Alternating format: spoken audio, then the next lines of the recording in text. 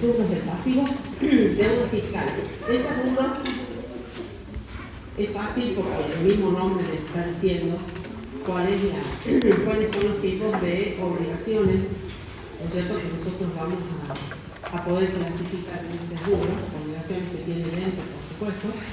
En este caso, de acuerdo al concepto que tenemos ahí, son obligaciones que tiene la entidad con organismos de recaudadores de impuestos, ¿no es cierto? No solamente de impuestos, sino de impuestos, tasas y contribuciones. ¿Por qué? Porque esos organismos recaudadores los encontramos a nivel nacional, a nivel provincial o a nivel municipal, ¿no? Hablamos de ARCA, por ejemplo, de la Dirección Provincial de Rentas y de rentas de la municipalidad, que es la que recauda las tasas, ¿no?, y contribuciones. Acá, por supuesto, dice, ¿no es cierto?, que estas obligaciones como nacen y nacen en virtud de disposiciones legales, que son las que obligan a la entidad, ¿no es cierto?, de acuerdo a lo que dice la ley de cada impuesto, a que se inscriba como contribuyentes de ese impuesto, ¿no? Entonces, la entidad, al inscribirse como contribuyente, es ahí donde nace la obligación, ¿no es cierto?, de tener que ingresar ciertos impuestos, tasas o contribuciones. La base del cálculo de cualquiera de ellos, digamos, en general, vamos a encontrar bases disponibles, que se llaman las bases sobre las cuales se calcula el impuesto, que son muy variables, ¿no? Puede ser, por ejemplo, que la ley tome como base para calcular el impuesto las ventas, ¿no?, las ventas que tiene la entidad. Ahí hablamos de ventas netas. Puede ser, por ejemplo, las ganancias, directamente como el impuesto a las ganancias, ¿no? El valor agregado, o sea, el valor agregado como impuesto al consumo, por ejemplo, ¿no? Entonces se toma el consumo, o también hay otros impuestos que graban el patrimonio que tienen las entidades. Entonces ustedes van a ver que hubo otros que graban bienes directamente, como por ejemplo el valor sobre el valor calculado de algunos bienes, como por ejemplo el impuesto inmobiliario, ¿no?, que se calcula en base a un valor fiscal que se determina sobre los inmuebles. Bueno, esas son las bases, digamos, así, la diversidad de bases que hay sobre las cuales recaen algunos impuestos o las que tienen algunos impuestos como base imponible, digamos.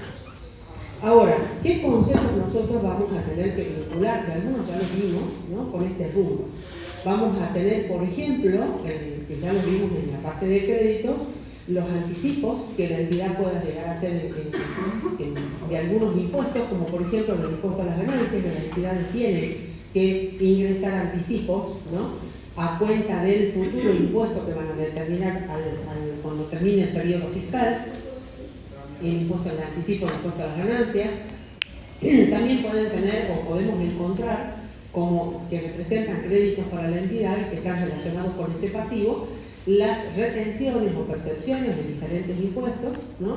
Dijimos cuando hablamos de créditos que podíamos tener retenciones o percepciones del IVA, por ejemplo, del impuesto a las ganancias, del impuesto sobre los ingresos brutos, ¿sí? Entonces hay distintas resoluciones, ¿no?, que establecen quiénes son los llamados agentes de retención o percepción, en virtud de los cuales deben practicar esas retenciones o percepciones. Bueno, esos conceptos, por supuesto, la entidad los va a tener como crédito, y cuando llegue el momento de determinar cada uno de los impuestos, ya sea en forma mensual o en forma anual, ¿no?, estos conceptos son, como son a favor del ente, lo vamos a descontar del impuesto determinado, y lo que va a hacer la entidad es ingresar la diferencia entre el impuesto determinado menos estas retenciones o percepciones, o también podemos llegar a tener también saldos a favor. Saldos a favor de algún impuesto que hayan quedado del periodo anterior, ya sea que sea un periodo anual o sea un periodo mensual.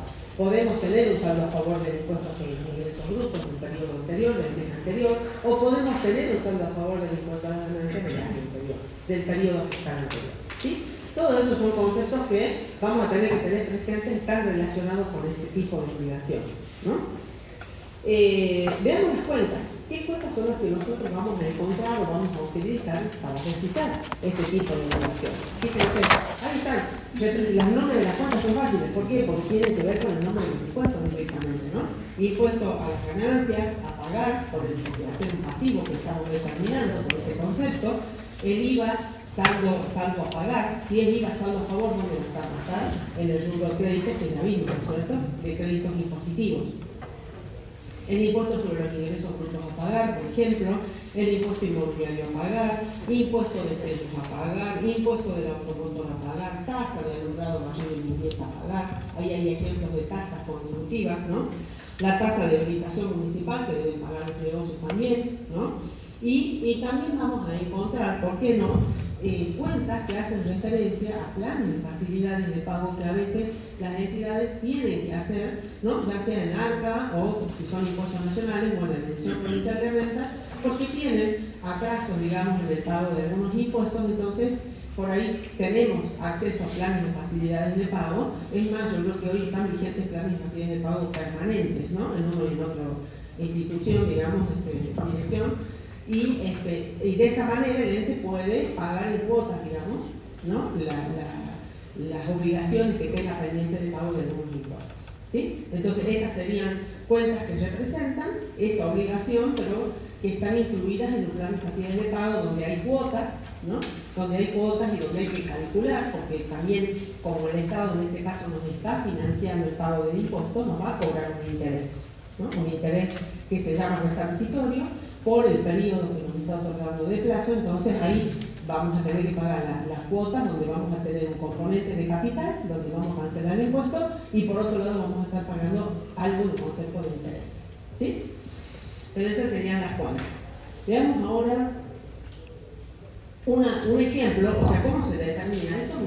Esto es una especie de estructura, digamos, que nos muestra cómo se determina el impuesto al valor agregado. Esto ustedes lo van a practicar, ¿no? Lo van a tener en el ejercicio de la práctica, pero esta es la mecánica, digamos, ¿no? Es un resumen así de la mecánica que tenemos que aprender para saber cómo determinamos el IVA, ¿no?, la posición de IVA al cierre de cada mes.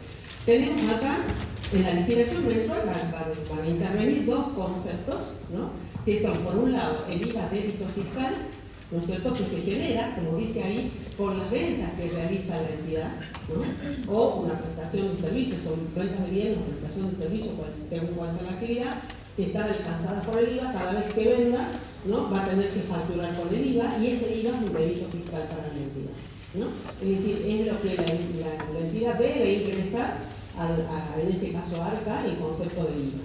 Y por otro lado tenemos otro concepto que se llama IVA crédito fiscal, y ese concepto surge de las compras que realiza la entidad, donde, por ejemplo, va a recibir la factura del proveedor con una compra de mercaderías, ¿no?, y si la entidad es un responsable inscrito, lógicamente estamos hablando de la situación ante el IVA, de responsable inscrito ante el IVA, ¿no? Entonces esa factura que va a recibir el proveedor va a tener discriminado el 21% del IVA, y ese IVA que representa para la entidad un IVA crédito fiscal.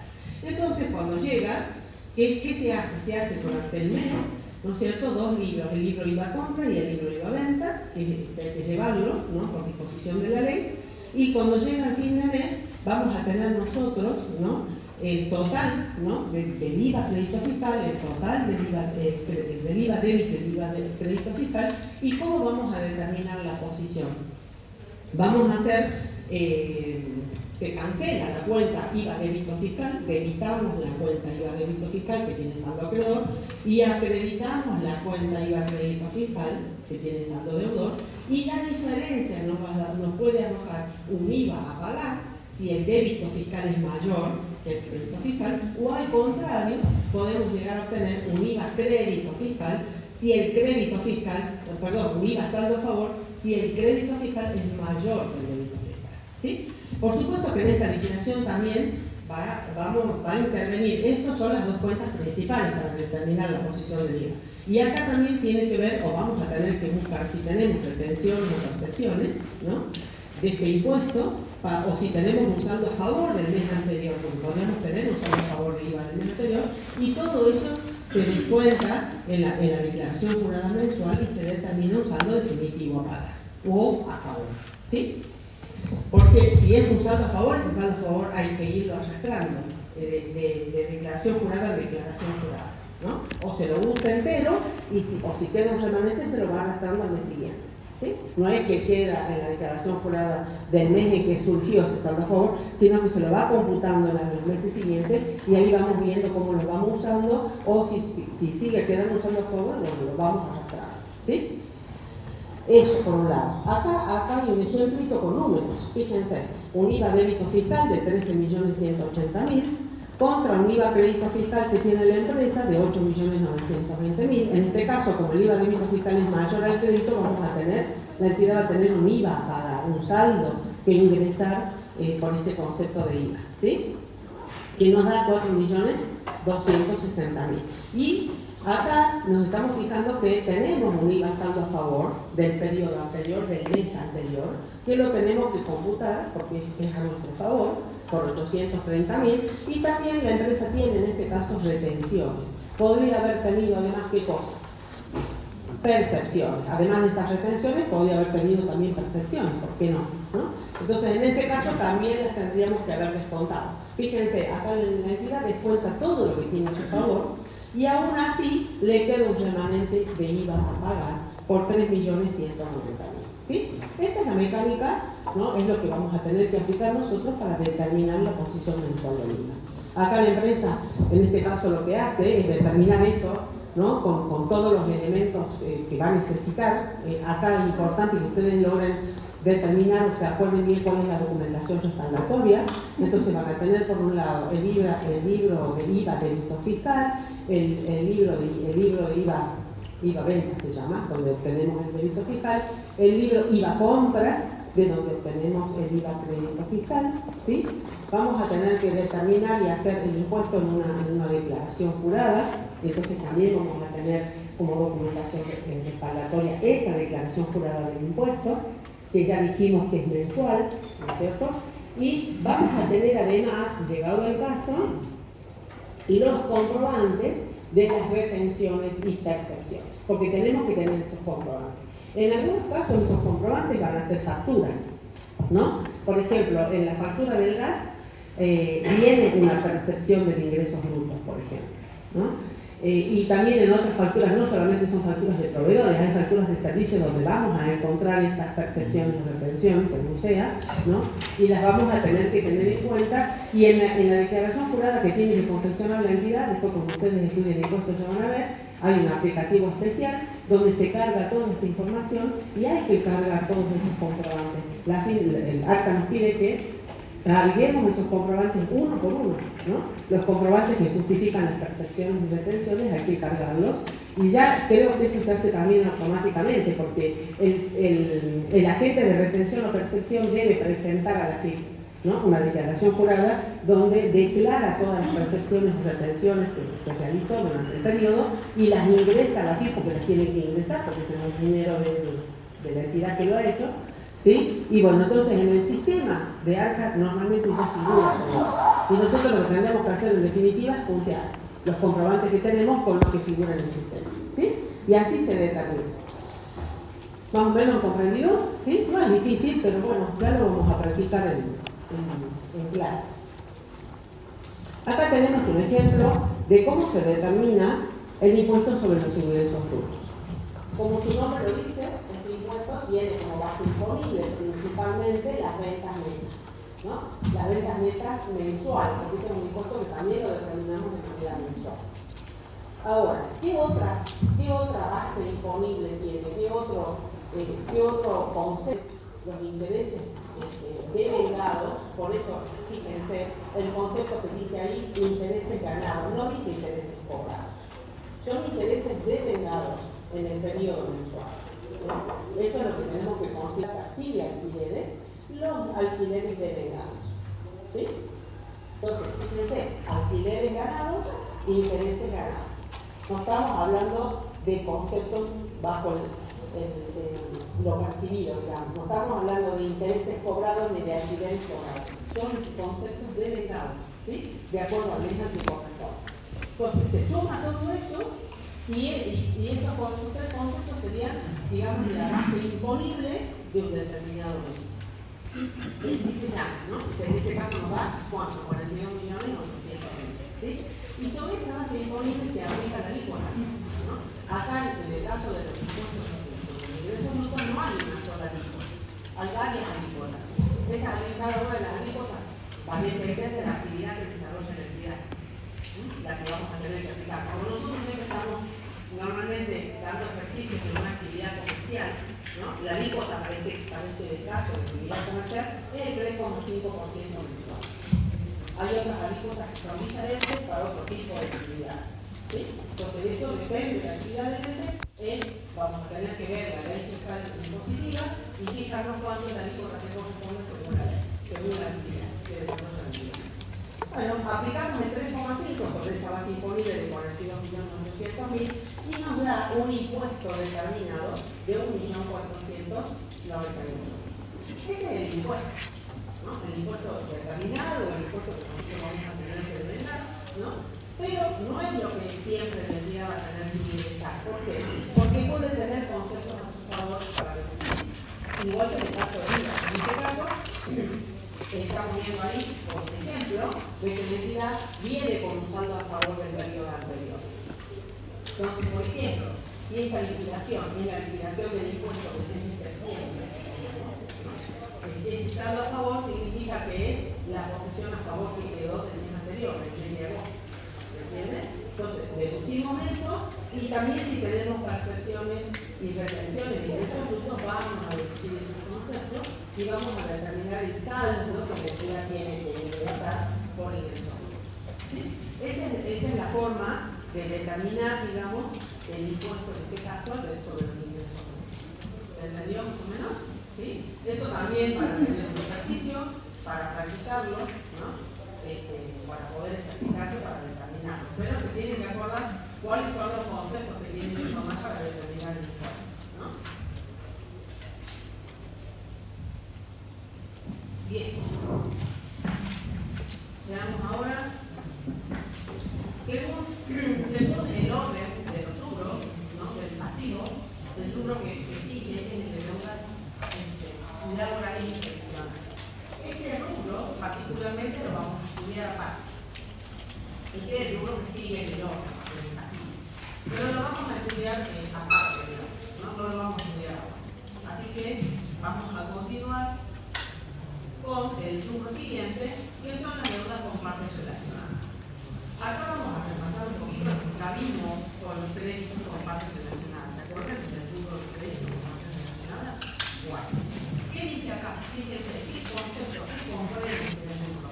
¿No? ¿Qué elementos podemos nosotros incluir en este rubro? Comprende, en este caso, como estamos hablando del pasivo, de las obligaciones que la entidad posee con quién? Con los propietarios, ¿no? Hablamos de propietarios o socios, se trata de una sociedad. Ahí hablamos de socios, accionistas, depende de qué tipo de sociedad. ¿Sí? Esos son los propietarios de una entidad que es una sociedad. Y si no, si es una unipersonal, bueno, es una persona física, la única, bueno. ¿Sí? Y también dice otras partes relacionadas. Nosotros ya sabemos quiénes son esas otras partes relacionadas. ¿Se acuerdan quiénes son? ¿Cómo? No lo escuchamos que hablaron varios veces. No es que está mal lo que están diciendo. Díganme.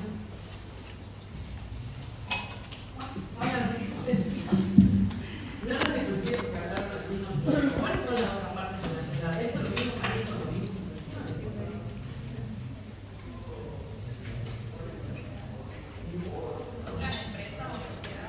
Sí, pero ¿qué características tienen que tener esas otras sociedades? ¿Qué vinculación o qué relación tienen con nuestra entidad?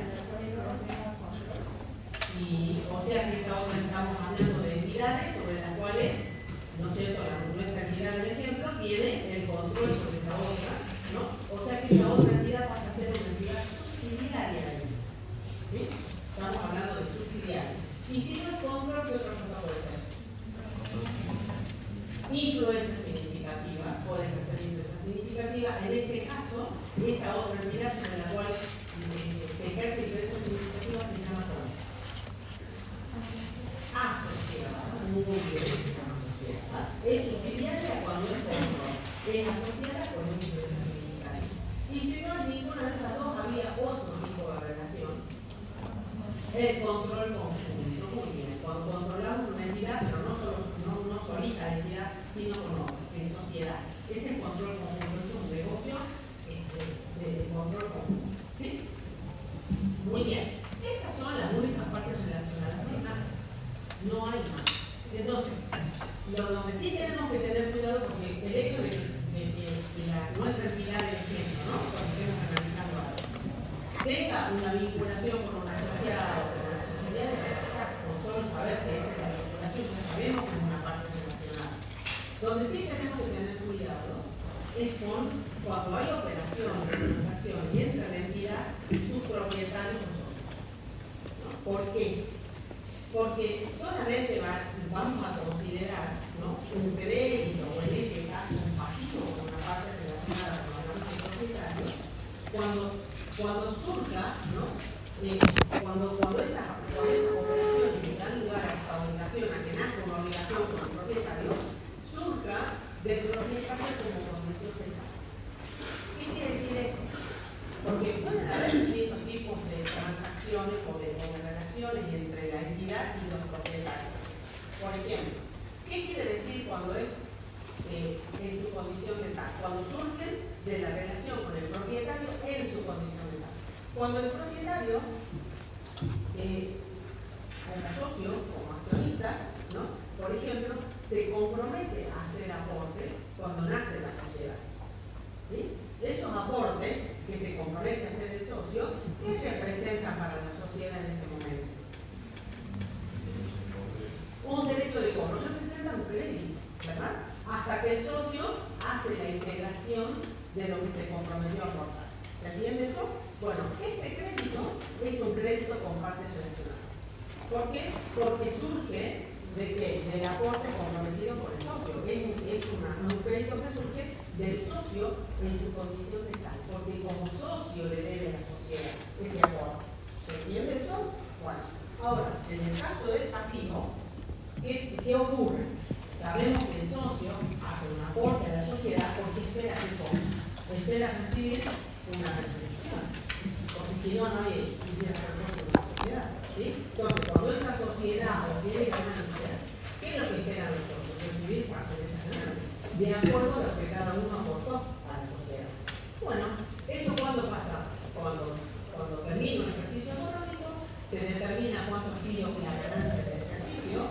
Los socios, luego de cerrado el ejercicio económico, de confeccionado el balance, tienen tiempo a las entidades como sociedades hasta 4 meses posteriores a la fecha de cierre para reunirse en la asamblea, aprobar los estados contables y disponer qué es lo que van a hacer con las ganancias obtenidas.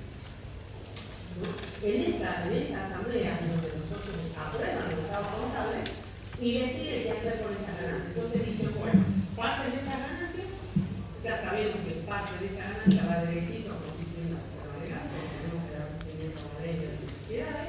Parte de las ganancias va a ir a constituir la reserva estatutaria, es decir, que el estatuto o el contrato social prevé una constitución de una reserva, porque para la sociedad lo que dice el estatuto o el contrato es ley que hay que cumplirlo, ¿no?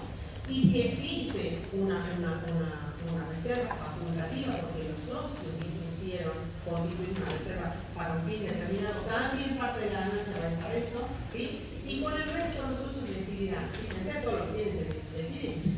Deciden, bueno, a ver, parte de estas ganancias vamos a distribuir entre los socios, ¿sí?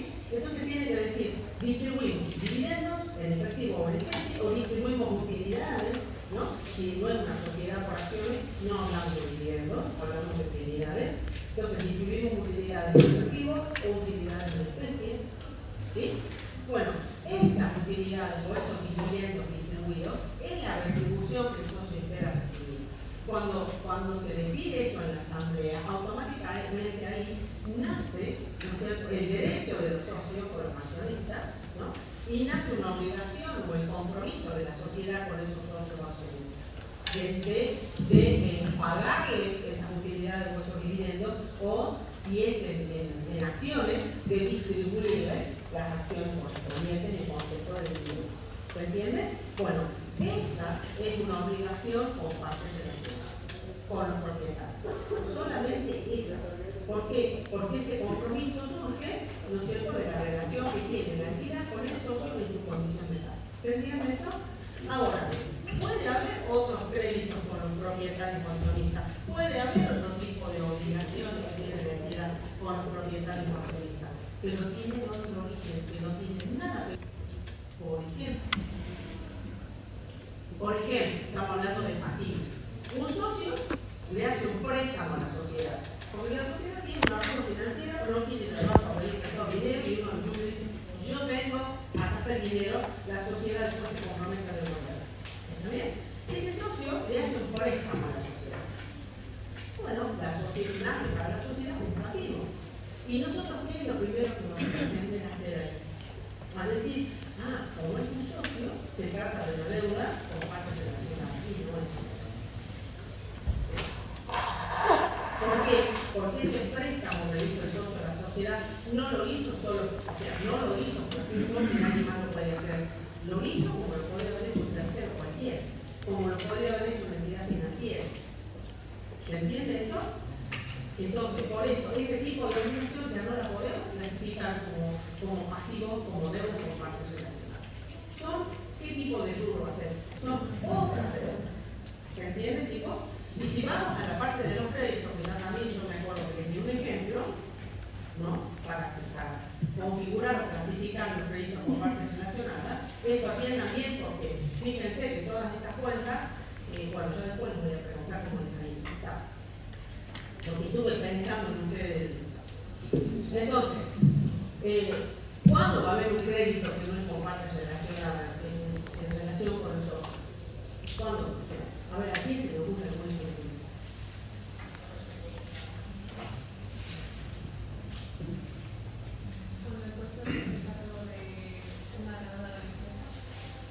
Cuando el socio se hace cargo de una deuda de la empresa.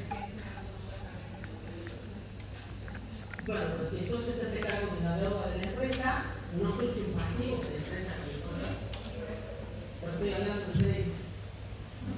Bueno, está bien, el ejemplo que vos diste está perfecto. Ese es otro ejemplo de una deuda porque no es con parte relacional. No, está perfecto el ejemplo que viene, va buenísimo. ¿Se entiende? Porque también es un ejemplo, ¿sí? Pero no es con parte relacional. Porque es como que el socio le prestó a la empresa dinero para que pague la deuda. ¿Se entiende eso? ¿Sí? O también puede ser, por ejemplo, cuando el socio, acuérdense, cuando el socio se compromete a hacer un aporte, ¿no? Supongamos que el socio hace un aporte en especie. Y ese aporte es en exceso. El socio se ve comprometido a aportar, no sé, 18 millones de pesos y aporta un bien, ¿no? Un ciclo motor, no sé, alguna cuestión de esas bien, ¿no? Un aporte en especie, cuyo valor es por un valor superior a 5 millones de pesos. ¿Qué va a pasar ahí? La sociedad le queda debiendo la diferencia, ¿no? Entre lo que el socio realmente aportó, ¿no? Y el compromiso de aporte que tiene el socio. Supongamos que lo que aportó vale 6 millones de pesos. ¿Cuánto le queda debiendo a la sociedad al socio? 1 millón de pesos. Ese es un pasivo que surge por un aporte hecho en exceso. Ese pasivo lo vamos a clasificar como deuda con parte relacionada, porque el socio ya cumplió con el aporte. Y lo que le debe la sociedad es porque aportó de más, digamos, pero no está dentro, digamos, del concepto de los dividendos, de las utilidades que la sociedad le debe al socio, porque es socio, en su calidad de socio. ¿Se entiende eso? Ese también es un ejemplo de otras deudas que pueda llegar a tener la sociedad con el socio. ¿Sí?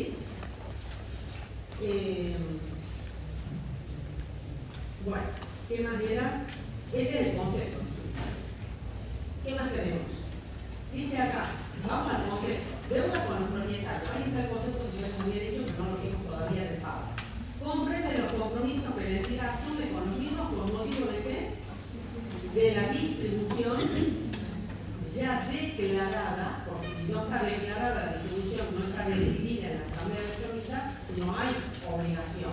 No surge, para lo surge de ahí. Tiene que ser, ¿no es cierto?, ese compromiso declarado, ¿no es cierto?, de distribución de ganancias o utilidades según cual sea la sociedad. Ese es el único concepto de deuda con partes relacionadas, que tenga que ver con los propietarios o accionistas. ¿Sí? Y después tenemos el otro concepto de deudas con otras partes relacionadas, y que es lo que ustedes dijeron, que ya les pregunté y ustedes dijeron, que es cuando existe un compromiso con una subsidiaria, cuando la entidad tiene un compromiso con una asociada o con una controladora. ¿Está bien? Ese sería el concepto. Vamos a ver las cuentas.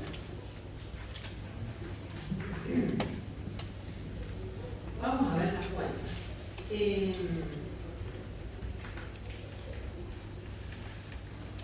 Fíjense, ¿qué cuentas tenemos ahí? Dividendos en efectivo a pagar. Dividendos, perdón, utilidades en efectivo a pagar si se trata de un tipo de sociedad y no se sociedad a partir. ¿Sí? Tenemos obligaciones a pagar subsidiaria o asociada, por eso dice barra. Si es subsidiaria, la cuenta, ¿cómo se va a llamar? Obligaciones a pagar subsidiaria. ¿Se entiende? ¿Qué representa esa cuenta que dice obligaciones a pagar subsidiaria? ¿Cuándo utilizamos la cuenta obligaciones a pagar? Tenemos que analizar el nombre de la cuenta.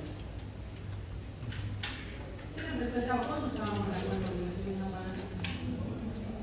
Cuando hay un promedio, un pagaré. Muy bien, cuando hay un promedio pagaré. O sea que en este caso ha habido una transacción con esta subsidiaria, ¿no es cierto? Y la entidad ha emitido un pagaré a favor de la subsidiaria. Entonces la cuenta que vamos a utilizar es obligaciones a pagar subsidiaria. Si es con una asociada, será obligaciones a pagar asociada. Y si es con una controladora conjunta, obligaciones a pagar, ¿sí? Bueno, controladora conjunta. También puede ser que no sea un pagaré, que se haya instrumentado la operación con un cheque de pago diferido. Bueno, la cuenta será cheque de pago diferido a pagar subsidiaria, asociada o controladora conjunta. ¿Se entiende? ¿Sí? Préstamo. Puede ser que la entidad haya recibido un préstamo de una asociada, un préstamo de una subsidiaria o un préstamo de una controladora conjunta. Entonces, va a ser el pasivo por ese préstamo. ¿Sí? Fíjense en acá, no se vayan a confundir, porque nosotros tenemos un rubro, que es, ¿cómo se llama? Que es el segundo rubro que ya vimos. Los préstamos y otros pasivos financieros, ¿no? Acá hay un préstamo, pero como este préstamo es como una parte relacionada, lo que explicamos acá en el rubro, y no lo ponemos en el otro. ¿Tenemos cuenta de eso? ¿Sí?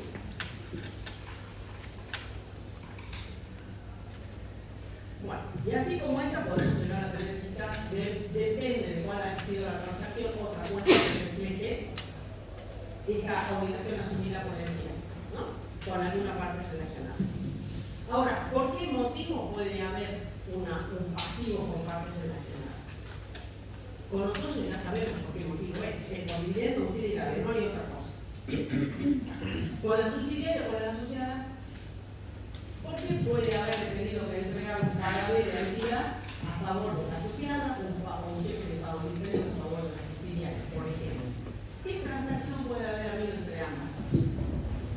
Nos imaginamos, porque justamente ahí es donde tenemos que aplicar la cuenta para registrar esa situación.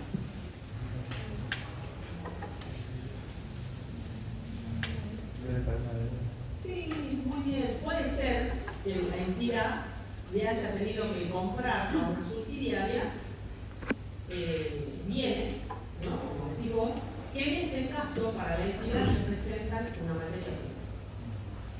Fíjense que, a ver, entre estos tipos de entidades hay una relación y hay una vinculación que tiene que ver mucho con la actividad que desarrollan. Porque esto tiene que ver con lo que vimos en las inversiones, con la integración horizontal y vertical. Sí o sí tiene que ver con esto. Acuérdense. Entonces, por ejemplo, ahí van a tener un ejemplo de gráfico. Por ejemplo, la entidad nuestra, ¿qué actividad tiene? No sé, elabora y produce un producto, ¿no? Determinado. Esa es la actividad de la entidad nuestra. Y resulta que otras acciones de otra entidad, ¿no? Cuya actividad principal es la venta de una materia prima específica que nuestra entidad, ¿no? Que esta entidad es la que hace la inversión, necesita sí o sí para poder fabricar. Entonces, ¿qué está haciendo ahí? Está haciendo una integración de qué tipo? Una integración de tipo vertical, porque está invirtiendo en la empresa que está más arriba, que es la que le provee la materia prima. O sea, está invirtiendo en un proveedor, en una entidad que es proveedor para asegurarse tener la materia prima, porque a lo mejor se trata no de una materia prima que a usted que la puede comprar en cualquier lugar, se trata de una materia prima crítica, que si no la tiene no puede producir. Entonces, ¿qué hace? Se asegura tener la materia prima, de esa manera, ¿se entiende? Entonces, fíjense, hay una relación importante entre los dos, ¿cierto? Entonces, puede ser que la entidad le compre una partida de materia prima a la asociada. Esa puede ser una transacción que hagan entre ellas, por la cual surge una obligación de la entidad con la asociada. Puede ser que la entidad le compre un bien de uso, que lo que hace la entidad esta que es subsidiaria, por ejemplo, ¿no es cierto? Lo que vende para esta otra entidad es un bien de uso. Puede ser mercado, puede representar un bien de cambio, puede representar un bien de uso. O le puede sencillamente vender un terreno. Y yo, que esta entidad lo quiere porque necesita para invertir, porque tiene dinero para invertir, lo quiere vender alquiler y le compra un terreno que es de propiedad de la subsidiaria, por ejemplo. Cualquier tipo de transacción puede ser. ¿Sí? ¿Se entiende? De ahí surgen estos pasivos con las asociadas y subsidiarias. ¿Qué más? Veamos. ¿Vamos comprendiendo hasta ahí? Bueno, las cuentas ya vimos, ¿no es cierto? Vamos ahora al otro rubro, otras deudas. ¿Qué habíamos dicho de las otras deudas? Fíjense, este es el último rubro del pasivo. O sea que si nosotros no podemos clasificar un elemento dentro de los rubros anteriores, pues sí vamos a ir acá. O sea, por eso nosotros tenemos que saber bien qué representan los rubros anteriores del pasivo. Para estar seguros que estamos clasificando bien, ¿no es cierto? Una obligación diferente, ¿no? Entonces, estas otras deudas, ¿qué dice el concepto? Y se comprende aquellas obligaciones que posee la entidad que no corresponde incluir en los otros tipos del pasivo. Porque es así, ¿no? Entonces, acá dice, por ejemplo, ¿qué conceptos han quedado sin incluir en los anteriores rubros? Por ejemplo, los honorarios a los directores, a los síndicos, a los gerentes, ¿no? De una SRL, del director estamos hablando si se trata de una sociedad por acción, ¿no? Esos son los que tienen, ese tipo de sociedades son las que tienen como autoridad máxima de órgano de administración al director, ¿no? O al directorio, ¿no? En cambio, si se trata de otro tipo de sociedades, como por ejemplo una SRL, es un gerente. Ya no se llama director, sino se llama gerente, ¿sí? También, por ejemplo, a los miembros del órgano de control, que como sería en el caso de las sociedades por acciones, el Consejo de Vigilancia de la Sindicatura, por ejemplo, ¿no? Que sabemos que toda sociedad lo tiene. También dice acá los saldos acreedores, fíjense, de las cuentas particulares de los socios. Cuando una entidad le debe a un socio, por algún motivo que no sea distribución de dividendos o de utilidades, porque si no ya estaríamos hablando de otro rubro del pasivo que se llama deuda con partes relacionadas. No se trata de eso. Se trata de otro tipo de obligación que tiene la entidad con el socio por alguno de los ejemplos que ustedes vieron recién.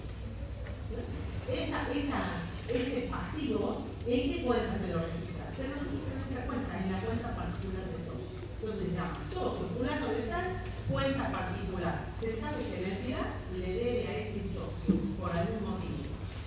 ¿Sí? Que no es distribución, podemos repetir, no es distribución de dividendos, no es distribución de utilidades, porque si no estaríamos en el otro grupo, en otra comparte relacionada. ¿Sí? ¿Por qué motivo dijimos que le puede deber la entidad al socio?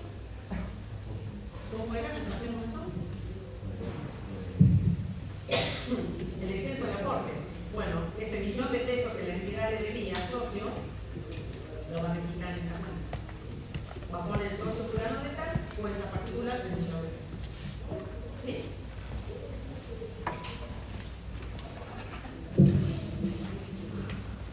Bueno, ¿qué más? Fíjense, acá tenemos las cuentitas que podemos encontrar. Honorario directores porque debemos no pagar, honorario síndico como miembro del Consejo de Vigilancia a pagar, socio XX cuenta particular y algo que ya vimos en la unidad de inversiones. Esta cuenta que ustedes ya usaron, ¿no? O estamos usando, ¿sí?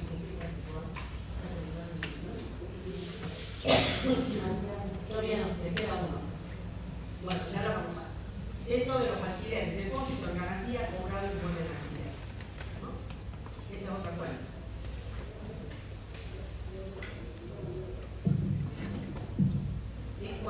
la entidad, estamos hablando acá de propiedad de inversión, cuando la entidad destina un inmueble a ser alquilado, entonces, ¿qué va a hacer? Va a recibir un depósito de garantía, y ese depósito de garantía representa para la entidad una obligación. ¿Por qué? Porque supuestamente lo tiene que devolver a la finalización del contrato, al inquilino, por eso es un pasivo, ¿sí? Pero es un pasivo en moneda, por eso está clasificado acá.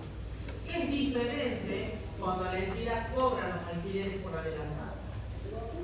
Porque puede ser que el inquilino le pague un mes adelantado el alquiler, ¿no? Cuando eso pasa, nosotros vamos a utilizar la cuenta alquileres cobrados por adelantado, que representa un pasivo de la entidad con el inquilino, pero ese es otro tipo de pasivo, es un pasivo en especie.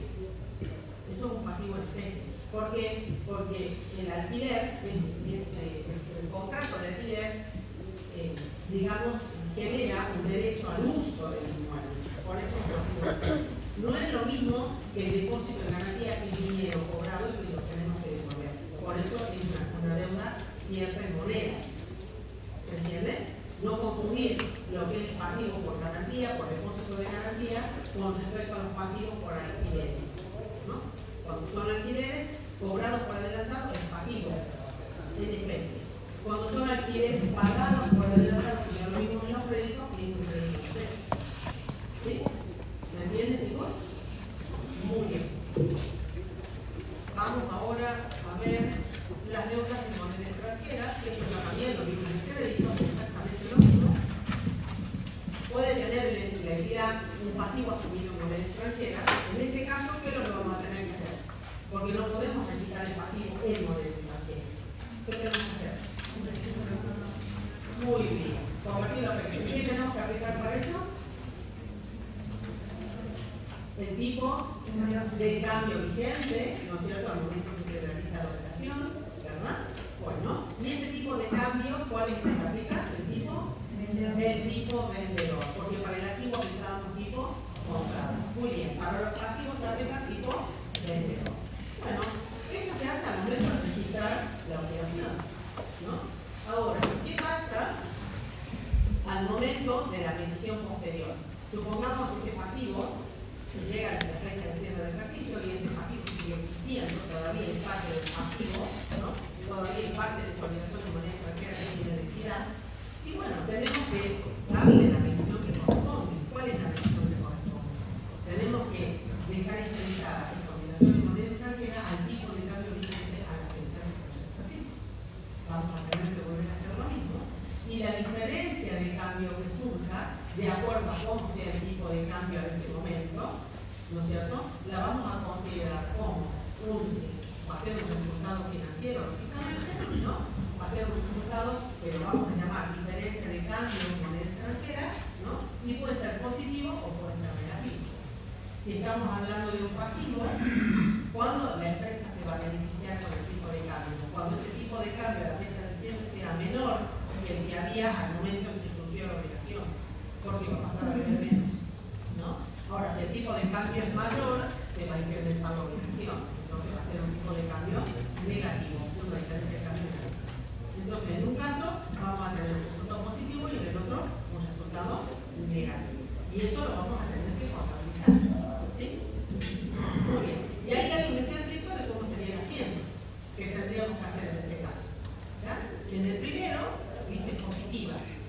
Positiva, ¿por qué? Porque se va a disminuir el pasivo. ¿El pasivo cómo se llama acá? Proveedores del exterior. Son los que van a estar en moneda extranjera, ¿no? Lo vamos a tener identificado con esa cuenta, por ejemplo. Ustedes le pueden poner otro nombre, pero nosotros vamos a trabajar con esta, si esta es un valor. ¿Sí? Entonces, proveedores del exterior, vamos a debilitarla. ¿Sí? ¿Qué vamos a debilitar acá? Otra cuenta, puede ser que sea documentada la operación, entonces no se va a llamar proveedores, se va a llamar documentos a pagar en moneda extranjera, por ejemplo, si es una operación documentada, ¿no? Se reduce la deuda y cómo reflejamos esa reducción de la deuda con un resultado positivo que se va a llamar diferencia de cambio moneda.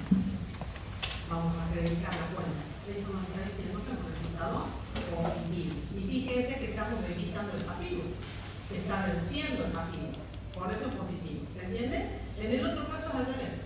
Debitamos la cuenta diferencia de cambio moneda extranjera, ¿por qué? Porque es negativo el resultado. ¿Y qué es lo que pasa con el pasivo? Lo estamos acreditando, incrementa porque el tipo de cambio subió. Entonces eso hizo que nuestra deuda, que eran supóngase $500, ¿no? Sigue siendo $500, pero como el tipo de cambio es mayor, traducido por eso es más grande. ¿Sí? Entonces, por eso es negativo. Muy bien. Vamos ahora a los pasivos. Terminamos con los pasivos en moneda. Vamos con los pasivos en especie. Los pasivos en especie. Esto ya lo sabemos, como lo hemos visto. Cuando empezamos la unidad, vimos el concepto de lo que eran los pasivos en moneda y los pasivos en especie. Pasivos en especie. Dice, son pasivos que se caracterizan ¿por qué? Porque aquí estamos hablando de deudas ciertas. ¿No? Acuérdense que hay dos grandes tipos de deudas o de obligaciones, las ciertas y las contingentes, ¿no? Todos los que estamos viendo ahora son deudas ciertas. Entonces, tenemos que decir que estos pasivos se caracterizan por la inexistencia de incertidumbre, porque son deudas ciertas. Eso es lo primero, ¿cierto? Igual que las deudas en moneda, son pasivos que se caracterizan por la inexistencia de incertidumbre. Sí, es lo mismo. Ahora, dice sobre su cuantía y vencimiento. Se sabe cuándo vence el pasivo, cuándo vence la deuda, cuándo es obligación cancelarla y cuál es el monto. ¿De acuerdo? Porque cuando eran deudas ciertas, podían ser deudas ciertas, nosotros vimos que bien podían ser deudas ciertas determinadas o deudas ciertas determinadas. Las determinadas era cuando conocíamos todo. El monto, el vencimiento, se conoce todo, ¿no? Y determinable era porque no se conocía qué cosa. El monto. Bueno, acá se conocen las dos cosas, son deudas ciertas, ¿no? Donde hay una existencia de incertidumbre sobre su cuantía y vencimiento. Cuantía, o sea, el monto se sabe, ¿sí?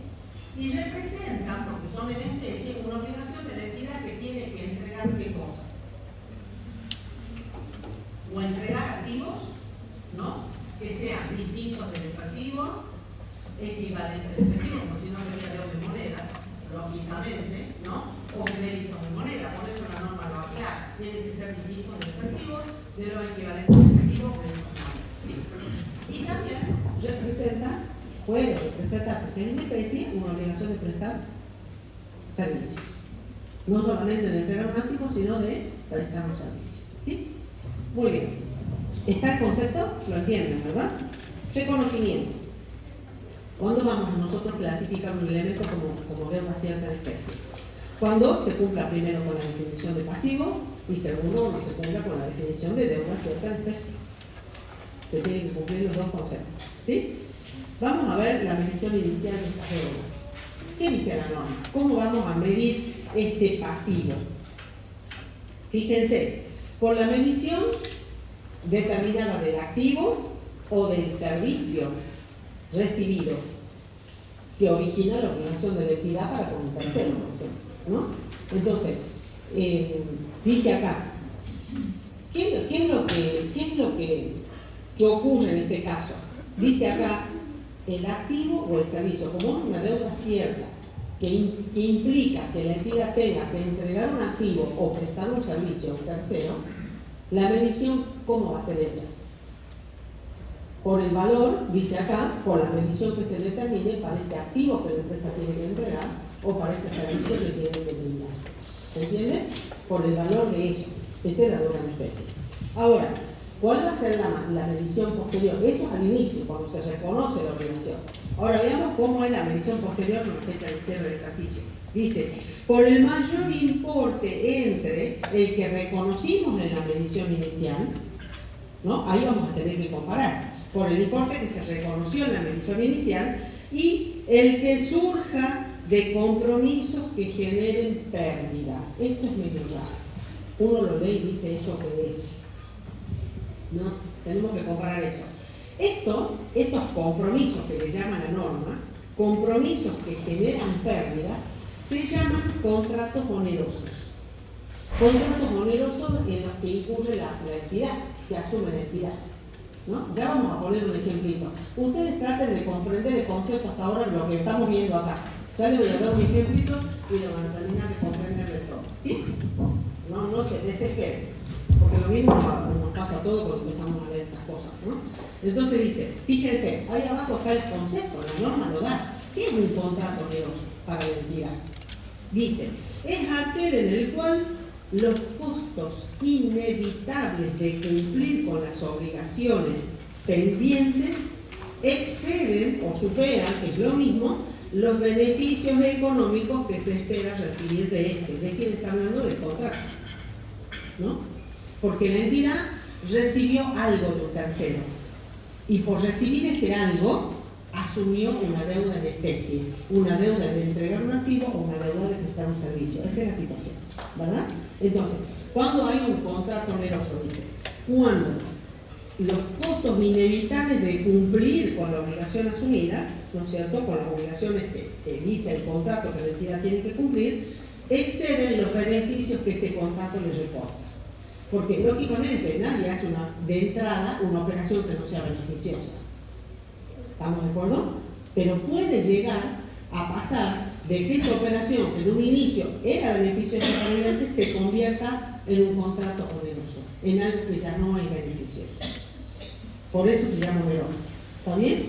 Ahora fíjense, dice, los costos inevitables, de esos costos inevitables que estamos hablando, esos costos inevitables de cumplir el contrato son los representados por el menor de los siguientes importes. El costo de cumplir con las cláusulas de contrato, si yo tengo que cumplir lógicamente con las cláusulas de contrato, dice, y la cuantía de las compensaciones o multas que se deriven de su incumplimiento.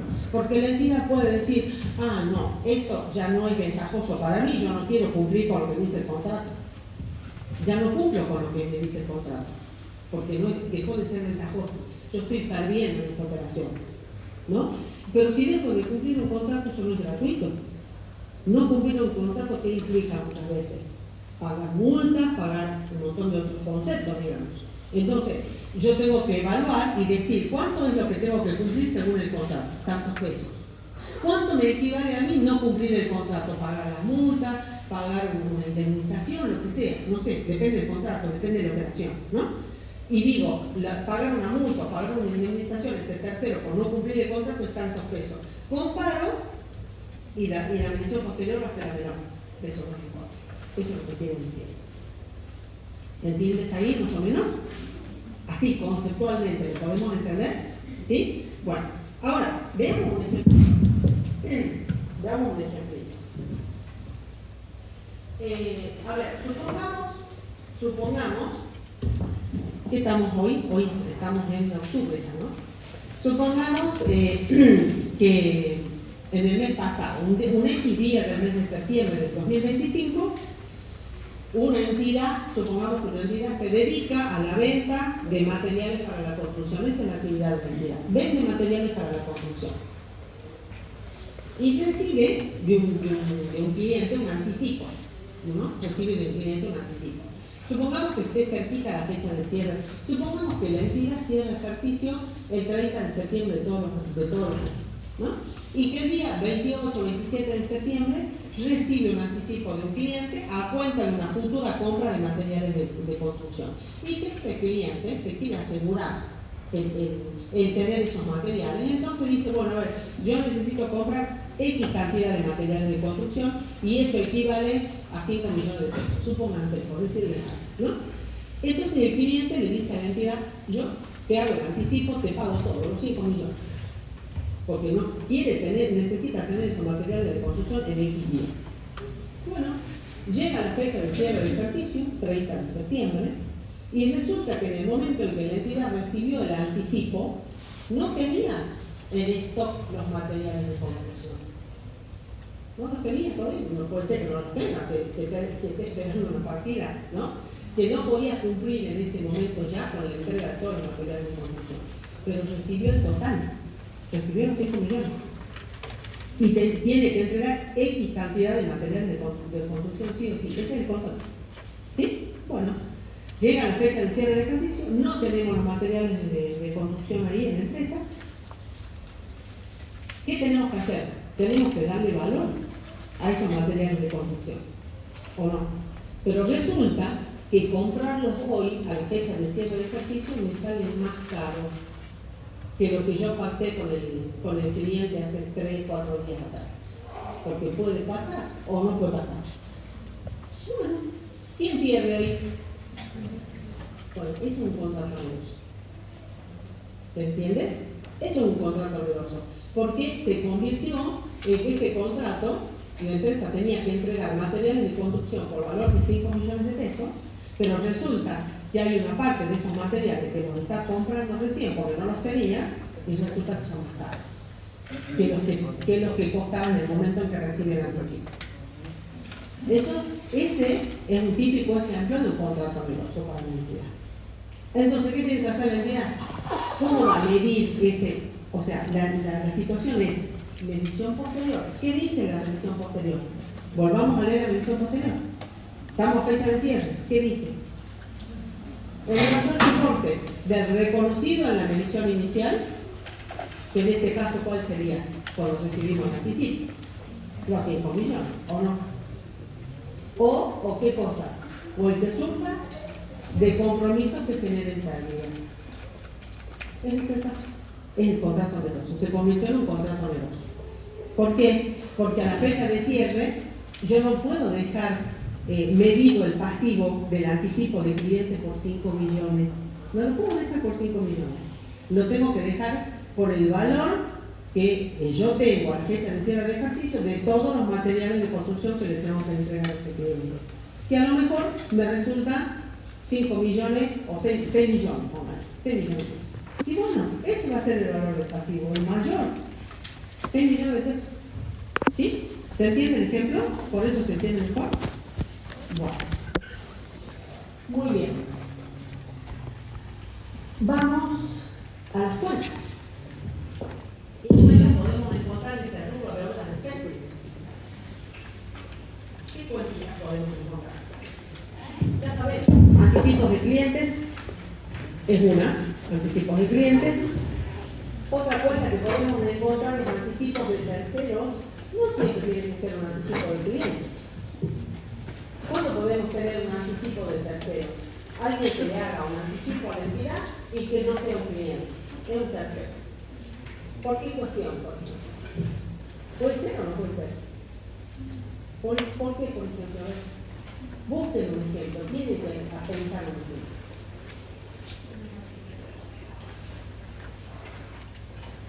¿Alquileres? ¿Anticipó? No, porque eso sería con qué cuenta. Se fijaron los alquileres y cobrar por anticipado los alquileres. Alquileres cobrar por adelantado. Yo estoy hablando de anticipo de tercero. Está bueno, está bien, pero ahí ya es otra cuenta, no es esa. ¿No es cierto? Tiene que ser un ejemplo que sirva que podamos usar esta cuenta, que no nos quiere organizar esta cuenta. ¿Por qué razón un tercero le puede hacer un anticipo a la empresa? Que no sea un cliente, o sea, que nada que ver con la mercadería, nada que ver con la actividad principal de la empresa. Porque si no, un cliente. Por muy bien de uso. Pongámosle que un tercero le quiere comprar un bien de uso a la empresa.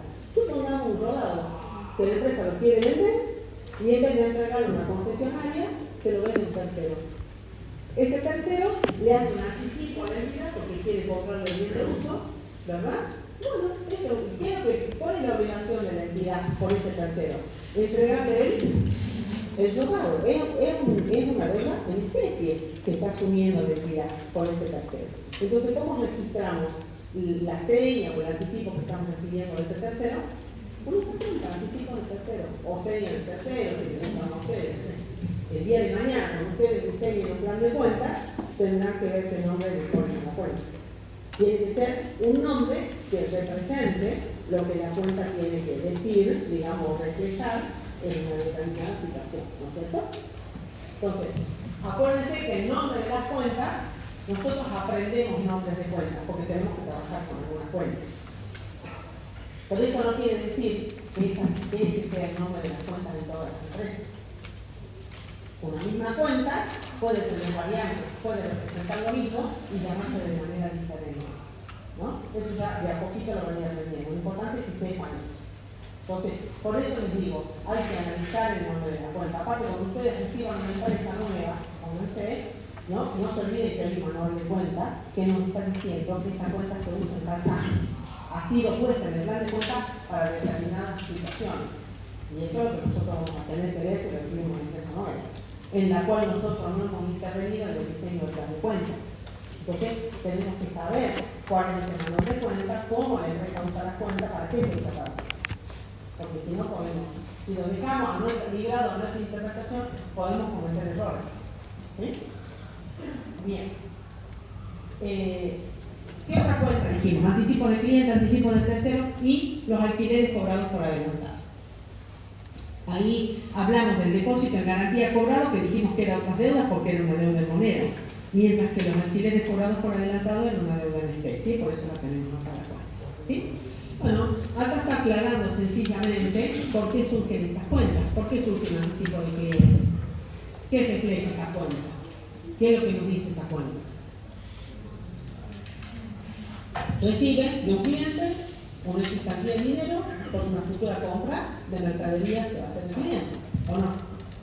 Puede ser una compra de bien, que en este caso es mercadería, o si se trata de una empresa industrial de un producto que nosotros fabricamos, ¿sí? O puede ser una prestación de servicios si se trata de una empresa que presta servicios. ¿Se entiende? ¿Por qué más puede ser? Porque se anule, dice ahí, una venta al contado, que ya fue registrada. Hicimos una venta al contado y después ese cliente viene y nos devuelve todo. Tenemos que anular la venta. Comercialmente no se devuelve el dinero, queda a cuenta de la futura operación, entonces se transforma en un anticipo de cliente si ha sido la operación pagada del contado. ¿Sí? Y lo mismo pasa si se devuelve parte de las mercaderías que han sido vendidas.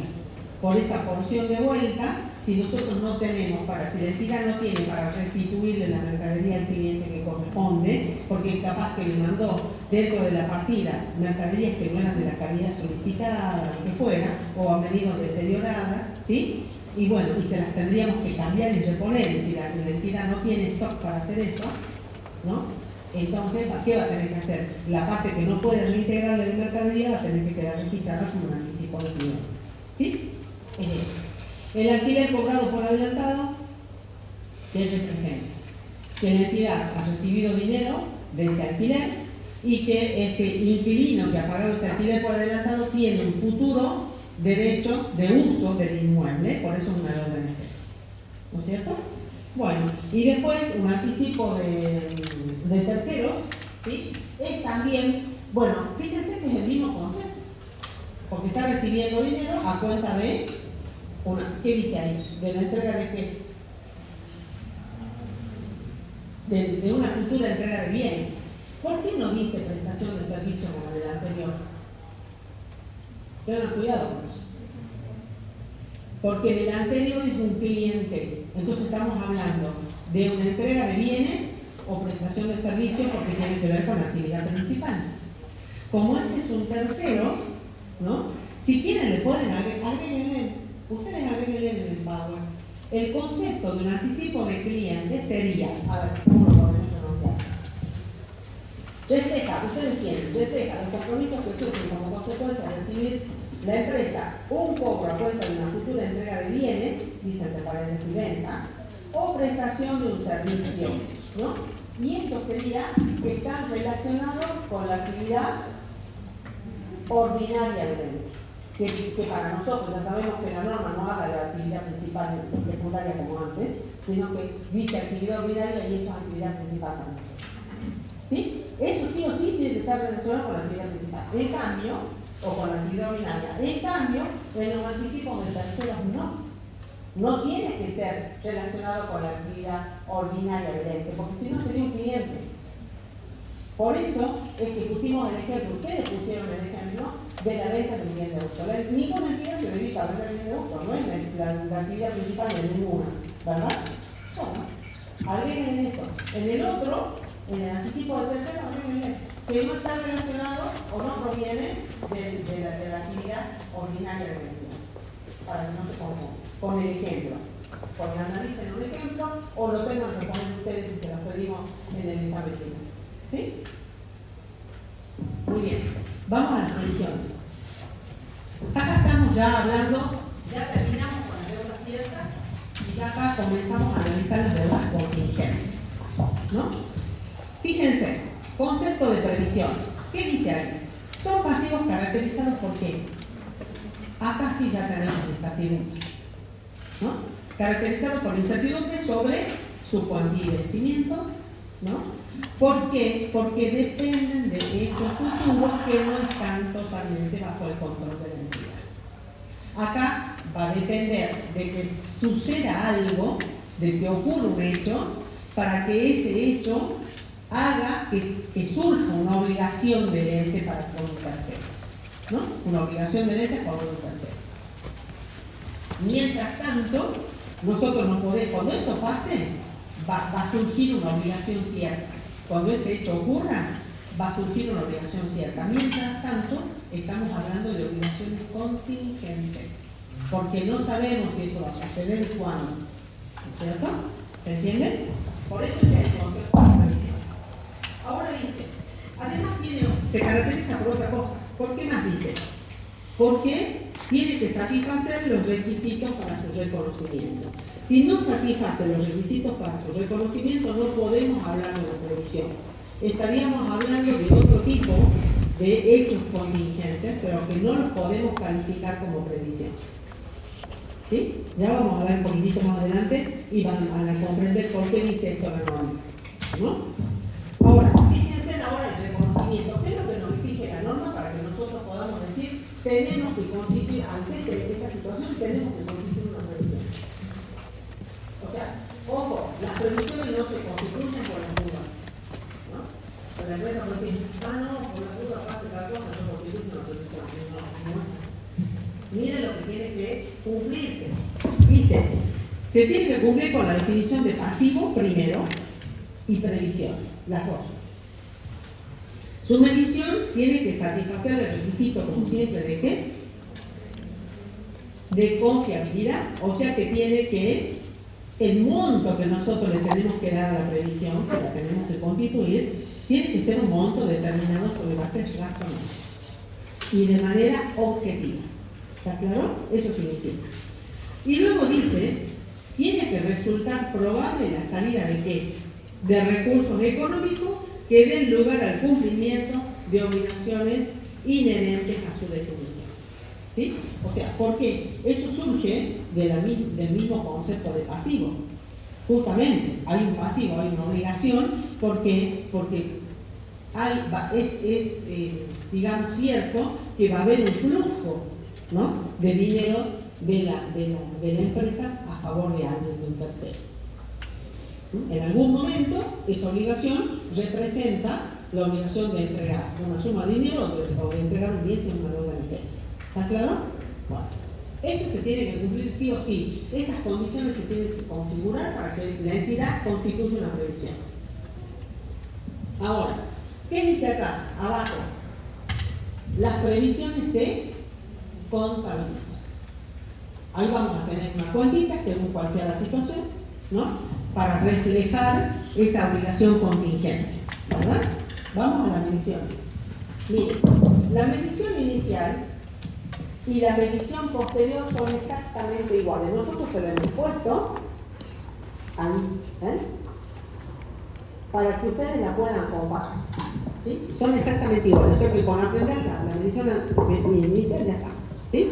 Medición inicial de las previsiones. A ver, ¿qué dice ahí? A su valor nominal. ¿Cuándo? ¿Cuándo podemos medir las previsiones a su valor nominal? Cuando se trata de una entidad pequeña, o, fíjense que dice o no y no, o se estima que la totalidad de los flujos de efectivos esperados vencerá en un plazo máximo de 12 meses, contados desde la fecha de la estimación, ¿sí? En esos dos casos, en cualquiera de esos dos casos, valor nominal. O si no, ya tenemos que calcular el valor actual, un valor descontado de los flujos de efectivo esperados. Si la entidad no es pequeña, no nos queda otra que calcular de esa manera. Fíjense que acá lo que está definiendo una forma de medir o la otra es el tamaño de la entidad en este caso, ¿no? Si la entidad no es pequeña y al menos uno de los flujos de efectivo supera los 12 meses, contados a partir de la fecha de estimación. ¿Sí? Ahora, la norma nos dice cómo se determina ese valor nominal. Esta es pregunta de examen, así que presten atención. ¿Cómo se determina el valor nominal de las previsiones? Bueno, acá va a depender del tipo de previsiones. ¿Cuáles son las previsiones que nosotros conocemos? ¿Cuáles conocen ustedes? Ya vimos una que es regularizadora de los créditos. ¿Cómo se llama? Previsión para cuenta de socorro. Bueno, no estamos hablando de esa porque estamos hablando de previsiones del pasivo, ¿verdad? ¿Qué previsiones del pasivo conocen? Así que de esa olvídense. Previsión por garantías otorgadas. Muy bien. Previsión por garantías otorgadas que tienen muchas empresas de acuerdo a lo que vendan. Cuando las empresas que venden electrodomésticos vieron que tienen garantías de 2 años y demás. Bueno, esas entidades es muy posible que constituyan previsiones de este tipo. Previsiones para garantías otorgadas es un tipo de previsión. Previsiones para juicios y litigios. Las tienen en las cuentas, así que más adelante tienen en la cuenta de pago.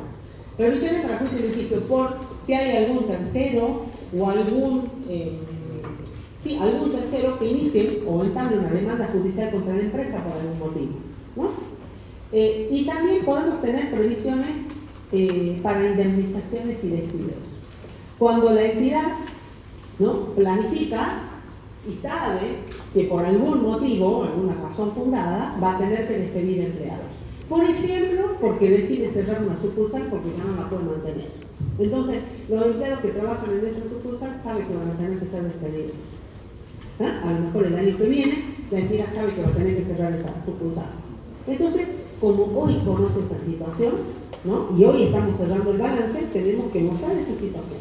Ese posible pasivo que vamos a tener el año que viene, lo tenemos que mostrar en la información contable. Constituyendo una previsión para indemnizaciones y despidos. Esas son las tres que nosotros vamos a ver. Entonces, depende de cuál sea el tipo de previsión, es la manera en que nosotros vamos a calcular ese valor nominal. Fíjense, hay 2 formas posibles, dice la norma. Una que se llama valor esperado, ¿no? Valor esperado. Así vamos a calcular el valor nominal. El valor nominal va a ser un valor esperado. ¿Qué dice entre paréntesis, chicos? Esperanza matemática. La esperanza matemática es un cálculo estadístico que tiene una forma y una forma de calcularse. ¿Se acuerdan cuando calculábamos el valor descontado de los flujos de efectivo futuros?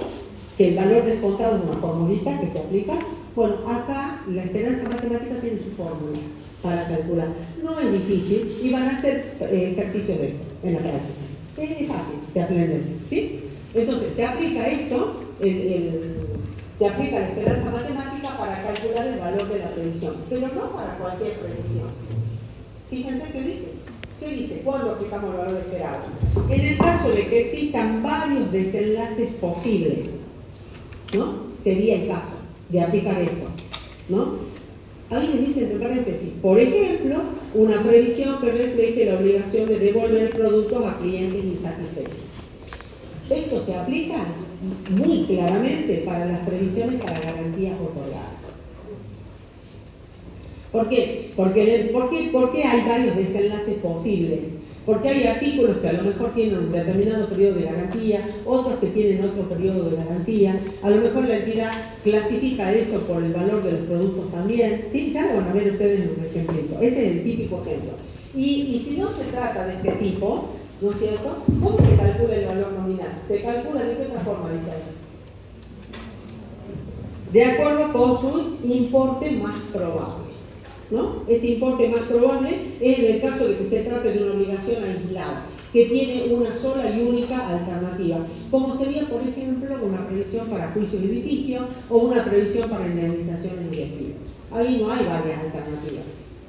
¿Se entiende? Entonces ahí corresponde aplicar el importe más probable. Por ejemplo, dice, bueno, ahí está el ejemplo. Por ejemplo, la que surja de un juicio por el uso indebido de la marca. Ahí la entidad hizo uso de una marca de fábrica de manera indebida y alguien le tiene que dar una demanda judicial. Y le está reclamando X cantidad de pesos por ese motivo. ¿Sí? Bueno, ahora, ¿qué significa ese importe más probable? Significa la mejor estimación posible que se pueda hacer. ¿Cómo tiene que ser? De manera objetiva, hecha de manera objetiva y sobre bases razonables. No es un valor que yo voy a inventar, ¿no? Que la empresa va a decir, yo calculo que debe andar porque no. Hay que fundamentar el cálculo de ese valor de alguna manera, ¿sí? Bueno, luego, ¿qué tenemos acá? Medición posterior, es la misma, no se lo voy a repetir porque es exactamente la misma. Cuentas, ahí están las 3 cuentas de previsión que nosotros vamos a usar, ¿no? Son esas. Acá hay un esquemita que nos está mostrando de qué manera se contabilizan las previsiones. Cuando nosotros vamos a contabilizar una previsión, todas las previsiones estas del pasivo, si estamos diciendo que son del pasivo, ¿con qué saldo nacen? Con saldo acreedor. Fíjense el primer asiento de constitución de una previsión. Se debita una cuenta de resultado negativo y se acredita la previsión. Por eso decimos que nacen con saldo acreedor, porque son previsiones de pasivo. ¿Estamos de acuerdo con eso? Ejemplo, indemnizaciones y despidos, sería la cuenta de resultado. A previsión para indemnizaciones y despidos, ¿sí? Es la cuenta de previsión, que tiene saldo acreedor. Una es una cuenta de resultado negativo y otra es una cuenta del pasivo que va al rubro previsiones, porque es una obligación contingente, no es una obligación cierta. ¿Sí? ¿Se entiende? Y luego con el uso de la previsión, porque cuando ocurre ese suceso o ese hecho que va a hacer nacer la obligación cierta para la empresa, mientras tanto es contingente, ¿no? Por eso es previsión, ¿no? ¿Cuál es el suceso que tiene que ocurrir para que nazca una obligación cierta para la empresa? En el caso de las indemnizaciones por despidos. Indemnización y despido. El ejemplo que yo le di, que la empresa está por cerrar una sucursal el año que viene. Bueno, nosotros cerramos el ejercicio, constituimos esa previsión. Entramos al ejercicio siguiente. Llega el mes de, no sé, qué sé yo, mitad de año, y se cierra la sucursal y se despiden los empleados. Ese es el suceso, ese es el hecho futuro que tiene que ocurrir para que surja una obligación cierta. En ese momento de que se cierra la sucursal y se despiden los empleados, nace una obligación cierta de la entidad de tener que pagar a esos empleados las indemnizaciones correspondientes. ¿Sí? La indemnización, la previsión para indemnizaciones que nosotros habíamos dejado constituida en el ejercicio anterior, ahí hay que hacer un cálculo, ¿no? Para constituir la previsión, ¿cuál sería el valor razonable que tenemos que aplicar? Tenemos que decir, a ver, ¿quiénes son los empleados? Vamos a recursos humanos. ¿Quiénes son los empleados? Son dos, fulano y fulano. ¿Qué antigüedad tiene este? ¿Qué antigüedad tiene este? Y en base a eso hay que calcularle todo lo que hay que pagar, ¿no? La indemnización por antigüedad, las vacaciones, el aguinaldo, proporción, todo lo que se le deba pagar, y ese va a ser el monto de la previsión, ¿no? Bueno, en el año siguiente ocurre ese hecho, se despiden los empleados, ¿y qué tenemos que hacer? Surge el pasivo real, el pasivo cierto. ¿Y qué tenemos que hacer ahí? Usar la previsión. Porque si no hubiéramos constituido la previsión, recién en ese momento va a surgir la pérdida de indemnizaciones y despidos. Como ya lo hicimos en el ejercicio anterior, ¿qué tenemos que hacer? En vez de registrar la cuenta de pérdida, usamos la previsión, debitamos la previsión para indemnizaciones y despidos, para cubrir esa pérdida. Y acreditamos qué cosa? El pasivo cierto, obligación, indemnizaciones y despidos a pagar. Esa ya es una obligación cierta. Esa cuentita, indemnización y despidos a pagar, forma parte de qué rubro. ¿De qué rubro del pasivo va a formar parte? Forma parte. ¿Cuáles son los rubros del pasivo? Empecemos a repasar. Deudas con proveedores de bienes y servicios, deudas laborales y previsionales. ¿Se entiende? Esa es una deuda cierta que forma parte de ese rubro. Muy bien. Ahora, ¿qué puede ocurrir con el monto de la previsión? Puede ser que yo haya calculado exactamente el monto de la previsión, es lo que ocurre. Fíjense, uso la previsión y acredito la cuenta de pasivo por el mismo monto porque calculé así. ¿Sí? Si no hubo aumento de sueldos y todo eso, va a ser exacto el monto. Si no, ya no, va a haber una diferencia. ¿Se entiende? ¿Qué puede ocurrir? Que yo haya calculado de menos el monto de la previsión. Voy a usar toda la previsión, la voy a debitar, pero me va a faltar una partecita para cubrir ese pasivo cierto. Y esa partecita no me va a quedar otra que mandarla a la cuenta de resultados, indemnizaciones y despidos. Por eso está en rojo, por la diferencia. del monto de la previsión con el monto de la obligación real que surgió. ¿Se entiende? Y puede ocurrir también al revés. Puede ser que yo haya estimado en exceso el monto de la previsión. Entonces, en ese caso, yo igual la previsión la tengo que usar entera, la tengo que debitar, porque ya no tiene sentido que yo siga dejando un saldo en la cuenta, si ya pasó lo del despido. ¿Se entiende? La tengo que cancelar a la cuenta de previsión, por eso la debito por el importe total. ¿Sí? Acredito el pasivo, indemnizaciones y despido a pagar, y como me sobra el importe de la previsión, ¿qué es lo que voy a hacer? La voy a recuperar. ¿Sí? Acá hay dos alternativas. O recupero la previsión con esa cuenta, recupero de previsión, indemnización y despido, que en este caso es una cuenta de resultado positivo, que varía del estado de resultados, ¿no? Hago esa recuperación. O hay autores que dicen que esto no es correcto. ¿Por qué? Que lo que sería correcto sería hacer un ajuste de resultados de ejercicios anteriores. Porque yo en el ejercicio anterior, fíjense el asiento que hice cuando me cumplí la previsión, mandé a pérdidas, indemnización y despido por un X monto. Resulta que ese monto era exagerado, lo calculé de más. ¿Está bien? Entonces lo correcto sería devolver al ejercicio anterior lo calculado de más.